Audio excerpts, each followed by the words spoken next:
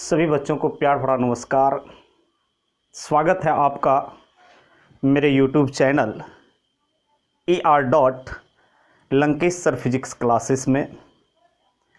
आज के वीडियो के माध्यम से मैं आप लोगों को कुछ ऐसा न्यूमेरिकल्स करवाने जा रहे हैं जिसमें 11th के वेक्टर एनालिसिस का उपयोग होगा। जो अभी मैंने लिया है न्यूमेरिकल्स, इसमें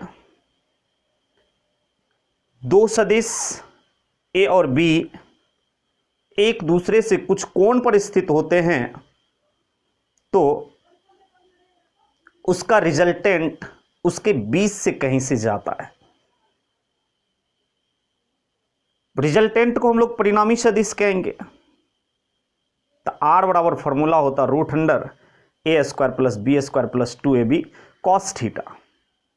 ठीक है प्रश्न आपका विद्युत द्विध्रुव से ही आधारित, लेकिन मेरे दोस्त ये engineering, medical, air force, navy, NDA इन सभी में इस टाइप का सवाल पूछा जाता है। तो चलिए आज हम लोग कुछ वैसा सवाल करें। मैंने हेडिंग लिया विविध न्यूमेरिकल्स। ठीक है, 2-3 न्यूमेरिकल्स करेंगे हम लोग आज। थोड़ा कॉन्सेप्ट पर आधारित, 1-2 कॉन्सेप्ट पर आधारित न्यूमेरिकल्स होगा। ठीक है, डायरेक्ट फॉर्मूला बेस्ड न्यूमेरिकल्स नहीं है ये। तो चलिए हम लोग देखते हैं। कह रहा है चित्र में प्रदर्शित तीन आवेश, ये चित्र है आपके सामने। 3 आवेश -q + 2q ए भुजा वाले समबाहु त्रिभुज के शीर्षों पर स्थित है। तो मेरे दोस्त आप देख रहे हो एक त्रिभुज है। त्रिभुज का एक शीर्ष ए है, दूसरा शीर्ष बी है और तीसरा शीर्ष सी है। और तीनों शीर्ष पर आवेश स्थित है -q और तीसरे शीर्ष सी पर +2q आवेश स्थित है। यही कह रहा प्रश्न में। इन आवेशों की निकाय का, ये जो 3 बिंदु आवेशों की निकाय है, 3 बिंदु आवेशों की जो निकाय है उसका क्या कह रहा है निकालने के लिए? परिणामी विद्युत द्विध्रुव आघूर्ण। तो यहां पर कुछ बच्चे के मन में सवाल उठ रहा होगा कि सर आपने तो बताया है कि 2 विजातीय बिंदु आवेश विद्युत द्विध्रुव का निर्माण करता है, तो यहां पर तो 3 बिंदु आवेश हैं, तो ये विद्युत द्विध्रुव का निर्माण कैसे करेगा? तो मेरे दोस्त आप लोग देखोगे अच्छे से। ठीक है, तो 3 बिंदु आवेशों के निकाय का क्या ज्ञात करना? परिणामी विद्युत द्विध्रुव आघूर्ण। तो आप यहां पर ऐसे सोचें, पहले ही मैं बता चुका हूं। अब जो मैं न्यूमेरिकल्स ले रहा हूं ये थोड़ा डिफिकल्ट है, सोचना पड़ेगा। पहले मैंने जो भी न्यूमेरिकल्स लिया वो बोर्ड लेवल का न्यूमेरिकल्स था। ठीक है, लेकिन अब थोड़ा कॉम्पिटिटिव लेवल का हम लोग न्यूमेरिकल्स करने जा रहे हैं। तो मेरे दोस्त आप ये बताओ हमें, ये +2q आवेश को हम 2 भाग में बांट सकते हैं। +2q आवेश को कितने भाग में बांट सकते हैं? 2 भाग में बांट सकते हैं। तो इसको आप लिख सकते हो +q और दोनों को जोड़ोगे तो +2q हो जाएगा। ठीक है, तो मेरे दोस्त इस +c पर जो +2q आवेश है इसको हम कितने भाग में तोड़ते हैं? 2 भाग में। ठीक है, एक +q को हम यहां रखते हैं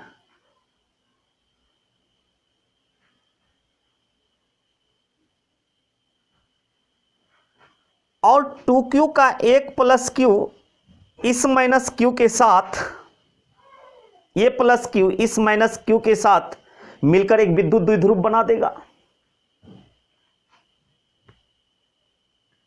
और फिर एक प्लस क्यू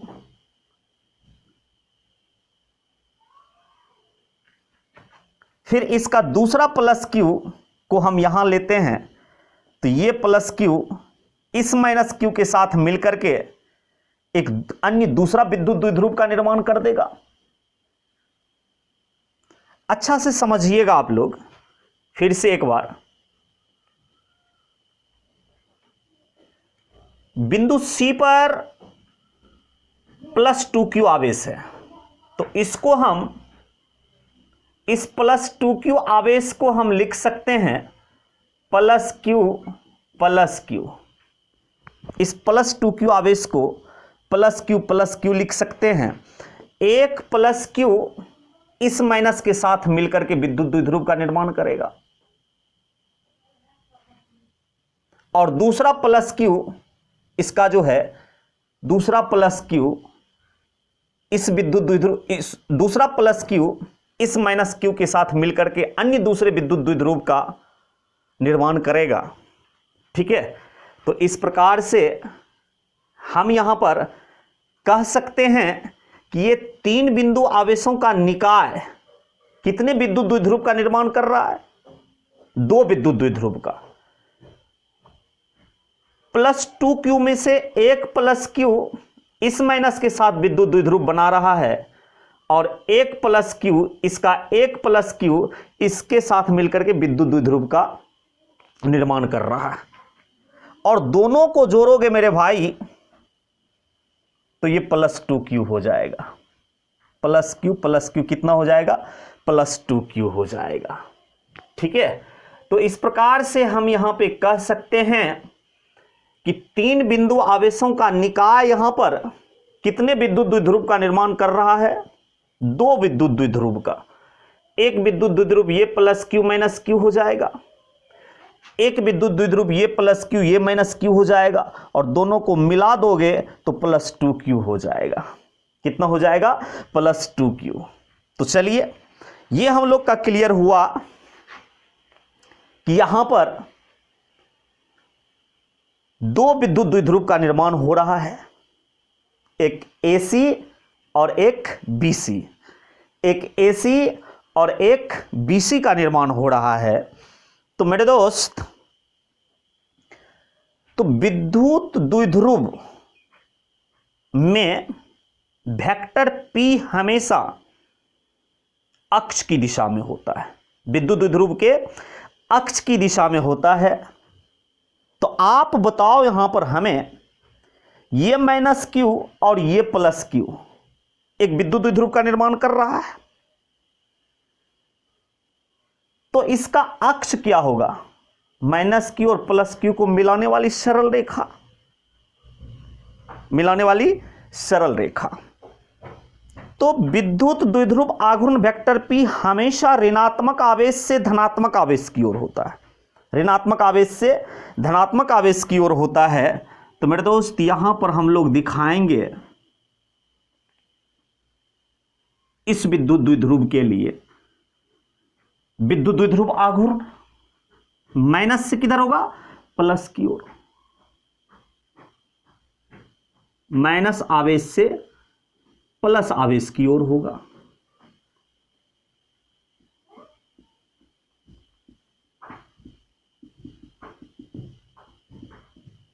वेक्टर P, ठीक है, माइनस चार्ज से प्लस चार्ज की ओर होगा इस विद्युत द्विध्रुव के लिए। और इस विद्युत द्विध्रुव के लिए मेरे दोस्त, इस विद्युत द्विध्रुव के लिए यहां पर भी माइनस चार्ज से किधर होगा? प्लस चार्ज की ओर। माइनस चार्ज से किधर होगा? प्लस चार्ज की ओर, क्योंकि यहां पर भी ये माइनस और ये प्लस क्यू मिलकर के एक विद्युत द्विध्रुव का निर्माण कर रहा है।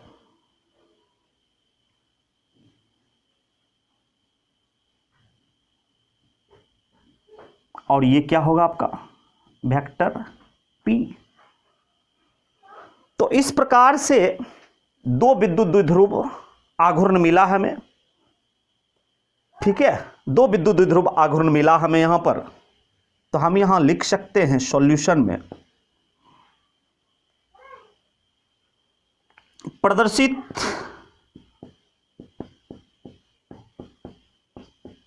चित्र में 3 आवेशों का निकाय 2 विद्युत द्विध्रुव का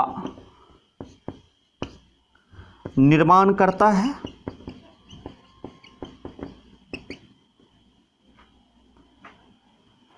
जिसका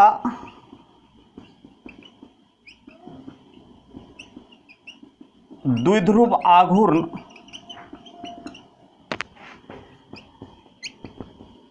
एक दूसरे से कितना डिग्री के कोण पर होगा?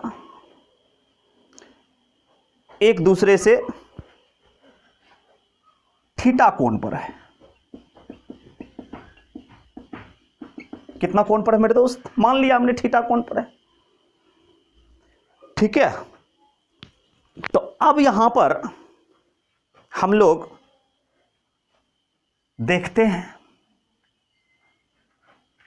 वेक्टर P और ये वेक्टर P, ये वेक्टर P और ये वेक्टर P एक सदिश राशि है। कैसा राशि है? सदिश राशि। और सदिश राशि को तल में समांतर स्थानांतरित अर्थात एक स्थान से दूसरे स्थान तक लाया जा सकता है, समांतर स्थानांतरित किया जा सकता है। तो मेरे दोस्त इस वेक्टर P को और इस वेक्टर P को हम इस रेखा की दिशा में आगे बढ़ा सकते हैं, इस P को इस रेखा की दिशा में आगे बढ़ा सकते हैं, ठीक है।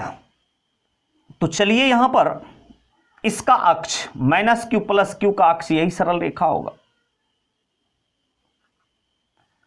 तो इस वेक्टर P को हम समांतर स्थानांतरित कर रहे हैं, अर्थात इसको बढ़ा के आगे ले जा रहे हैं। ये वेक्टर P है, इसको यहां ले जा रहे हैं।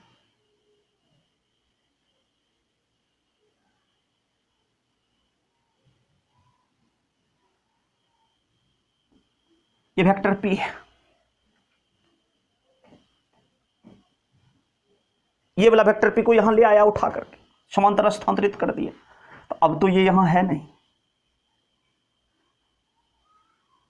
ठीक है। इसको हम डॉटेड लाइन से दिखा दिया।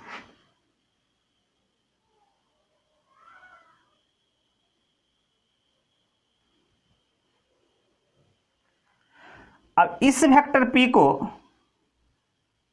हम आगे स्थानांतरित कर सकते हैं। तो इसको इस द्विध्रुव के अक्ष की दिशा में आगे बढ़ा सकते हैं। अक्ष यही होगा,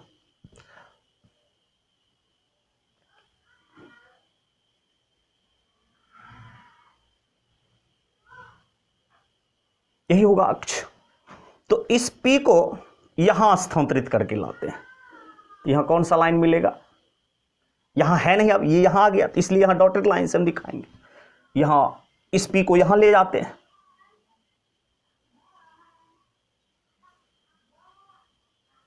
ये वेक्टर P यहां ले आया समांतर स्थानांतरित करके। ये सदिश विश्लेषण में हम लोग ऐसा करते हैं, और वेक्टर P एक सदिश है, इसलिए मेरे दोस्त इसे हम समांतर स्थानांतरित कर सकते हैं, समांतर स्थानांतरित कर सकते हैं। तो अब बताओ यहां पे आप लोग कि ये दोनों P विद्युत द्विध्रुव आघूर्ण एक दूसरे से कितना डिग्री के कोण पर होगा? तो मेरे दोस्त समबाहु त्रिभुज है, तो समबाहु त्रिभुज का प्रत्येक अंतःकोण कितना डिग्री का होता है? 60 डिग्री का। कितना डिग्री का?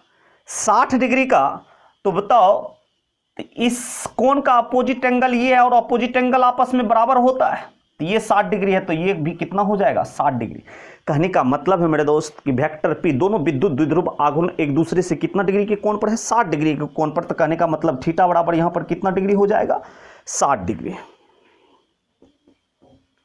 विद्युत जिसका द्विध्रुव आघूर्ण वेक्टर P एक दूसरे से थीटा कोण पर है, अर्थात थीटा बराबर यहां पर कितना डिग्री हो जाएगा आपका? 60 डिग्री। थीटा बराबर कितना डिग्री हो जाएगा, 60 डिग्री हो जाएगा। ठीक है, तो अब देखो यहां पर जब दो सदिश ए और बी एक दूसरे से कुछ कोण पर था, थीटा कोण पर, तो इन दोनों का रिजल्टेंट इसके बीच से कहीं से गया। तो ठीक इसी प्रकार से मेरे दोस्त ए के स्थान पर वेक्टर पी है और वेक्टर बी के स्थान पर क्या है, वेक्टर पी है, और ये थीटा कोण पर है, तो ये थीटा का स्थान पर ये कितना डिग्री कोण पर है, 60 डिग्री के कोण पर है, तो निश्चित रूप से इन दोनों का रिजल्टेंट भी इसके बीच से कहीं से जाएगा। ठीक है, तो इस P के रिजल्टेंट को यहां पर हम किससे सूचित करेंगे, PR से, वेक्टर PR से सूचित करेंगे। तो R के जगह पर परिणामी यहां क्या लिया हमने, PR, और थीटा की जगह पर यहां पर क्या है, 60 डिग्री। अर्थात इसके इस फॉर्मूला के आधार पर हम इसका परिणामी विद्युत द्विध्रुव आघूर्ण ज्ञात कर सकते हैं। ठीक है, तो बिंदु C पर यदि हम दिखाएं तो ऐसा कुछ हमें दिखेगा, विद्युत द्विध्रुव आघूर्ण वेक्टर P एक इस दिशा में, एक विद्युत द्विध्रुव आघूर्ण P इस दिशा में, बीच का कोण थीटा बराबर कितना डिग्री, 60 डिग्री। इसका रिजल्टेंट इसके बीच से क्या गया, PR। तो बताओ ऐसा कुछ है ये C पर, तो हम इस रिजल्ट का यूज यहां पे PR के लिए कर सकते हैं। तो हम लिखेंगे यहां पर परिणामी विद्युत द्विध्रुव आघूर्ण PR बराबर √अंडर A स्क्वायर, तो A स्क्वायर की जगह P है तो P square, plus B square, तो B की जगह पर भी P है तो फिर P स्क्वायर, प्लस 2AB, तो A और B की जगह P और P है तो मेरे दोस्त PP लेंगे। कॉस थीटा, बीच का कोण थीटा था तो कॉस थीटा, और बीच का कोण थीटा बराबर 60 डिग्री है तो कॉस 60 डिग्री लेंगे, कॉस 60 डिग्री लेंगे। तो बताओ आप लोग हमें यहां पर ये क्या हो जाएगा, P square plus P square 2P square, plus ये कितना होगा, ये भी 2P स्क्वायर होगा। कॉस 60 डिग्री, कॉस 60 डिग्री का मान 1/2, तो हम लिखेंगे यहां पर 2P स्क्वायर गुना 1/2, 2 से ये 2 कैंसिल, तो क्या हो जाएगा ये √under 2P square plus P square 3P square, कितना हो जाएगा, 3P स्क्वायर हो जाएगा। और मेरे दोस्त तो ये आपका हो जाएगा, ये आपका हो जाएगा √3, स्क्वायर रूट से बाहर हो जाता, P स्क्वायर, P बन के रूट से बाहर हो जाएगा। और यहां पर P बराबर क्या होगा बताओ आप लोग, विद्युत द्विध्रुव आघूर्ण P बराबर चाहे इसके लिए चाहे इसके लिए, दोनों समान आवेश से बने, किस आवेश से बने, समान आवेश से बने हुए। ठीक है, तो मेरे दोस्त हम यहां पर लिख सकते हैं कि विद्युत द्विध्रुव आघूर्ण P बराबर एक आवेश गुना आवेशों के बीच की दूरी। तो चलिए इसके लिए विचार कीजिए आप, एक आवेश, दोनों में से कोई आवेश ले लो, एक Q, और आवेश के बीच की दूरी, तो -Q से +Q के बीच की दूरी कितनी है, A, तो P बराबर QA, P बराबर कितना होगा, QA होगा।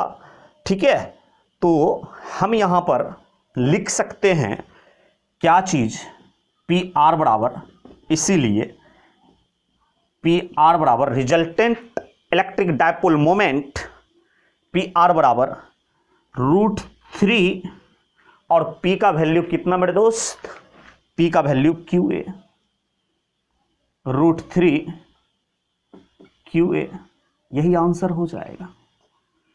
क्या हो जाएगा ये आंसर। ठीक है, तो इस प्रकार से हम 3 बिंदु आवेशों की निकाय का विद्युत द्विध्रुव आघूर्ण ज्ञात कर सकते हैं।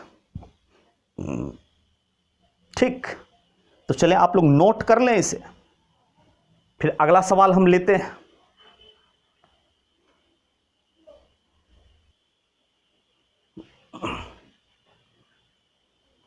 तो चलिए अगला सवाल हमने लिया कि पानी के समान आकार के n बूंदों को समान आवेश से आवेशित किया जाता है। यदि सभी बूंदों को मिलाकर एक बड़ा बूंद बनाया जाए तो इस बड़ी बूंद का विभव क्या होगा। ठीक है, तो मेरे दोस्त आप बताओ हमें कि पानी के बूंद का आकार कैसा होता है। तो निश्चित रूप से आपको कहना चाहिए कि सर गोलाकार होगा। पानी का बूंद किस आकार का होता है, तो गोलाकार। पानी का बूंद किस आकार का होगा, तो गोलाकार। तो पानी के बूंद का विभव पूछ रहा है, तो यहां पर किसका फॉर्मूला, विभव का कौन सा फॉर्मूला हमें लगाना चाहिए, गोला वाला, आवेशित गोला वाला, या आवेशित बेलन वाला, या बिंदु आवेश वाला। तो बताओ आप हमें, पानी की बूंद का आकार गोल होता है, तो आवेशित गोला का विभव का जो फॉर्मूला होता है उस फॉर्मूला का इस्तेमाल यहां पे करना पड़ेगा हमें। तो चलो सॉल्यूशन में हम क्या लिखें, पानी का बूंद, या आप कह लो किसी भी द्रव लिक्विड का ड्रॉप स्फेरिकल होता है। पानी का बूंद क्या होगा मेरे दोस्त, गोलाकार। क्या होगा, गोलाकार। और हम जानते हैं कि आवेशित गोला का विभव V बराबर KQ बटा में R होता है, कैपिटल R, KQ बटा में R, जहां